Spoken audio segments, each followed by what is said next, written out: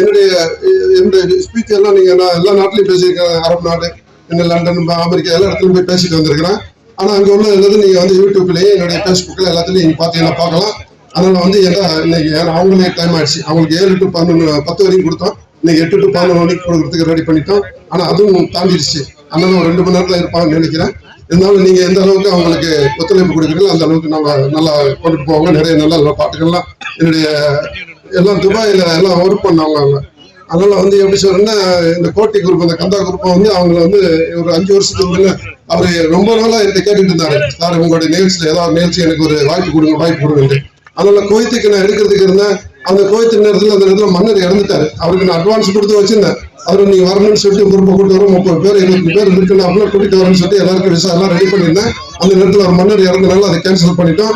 அதனால அதுக்கப்புறம் 1 வருஷம் ஆயிடுச்சு. இப்ப இந்த டைம் கிடைச்சிச்சு. அதனால உங்களுக்கு அந்த பாக்கியம் கிடைச்சிருக்கு. சென்னையில இருந்து கூட்டு வந்திருக்கிறேன். நல்லா என்ஜாய் பண்ணிட்டு நல்லபடியா சந்தோஷமா போனேன். நீங்க எல்லாம் இந்த ஊருக்காக எங்களுக்கு எப்பவுமே ஒத்துழைப்பு கொடுக்கணும். எங்களுக்கு எந்த நேரமும் உங்களை நம்பிதான் நாங்க இங்க எடுக்கிறோம். நீங்க இந்த ஃபார்ம் வளர்றதுக்கு நீங்களும் எங்களுக்கு ஒத்துழைப்பு செஞ்சீங்கன்னா உங்களுக்கு நான் இங்க என்ன செய்யணுமோ உங்களை சுத்தி இருக்கிற எல்லாருக்கும் நான் கண்டிப்பா நீங்க பேச்செல்லாம் கேட்டிருப்பீங்க. என்னை பத்தி நான் எத்தனை பேருக்கு என்னென்ன செஞ்சிருக்குன்னு சொல்லிட்டு இங்க மட்டும் இல்ல வெளிநாட்டுல எல்லா ஊருக்கும் செஞ்சுக்கலாம். எஜிப்துல இருந்து கூட வந்திருக்கிறாங்க.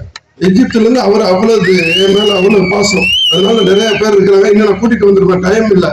அதனால தயவுசெய்து எங்களுக்காக எப்பவும் ஒத்துழைப்பா இருக்கும்படி கேட்டுக்கொண்டு இந்த நிகழ்ச்சியை கண்டிப்பா நான் உங்களோட இருந்து பாக்குறேன். நன்றி, வணக்கம்.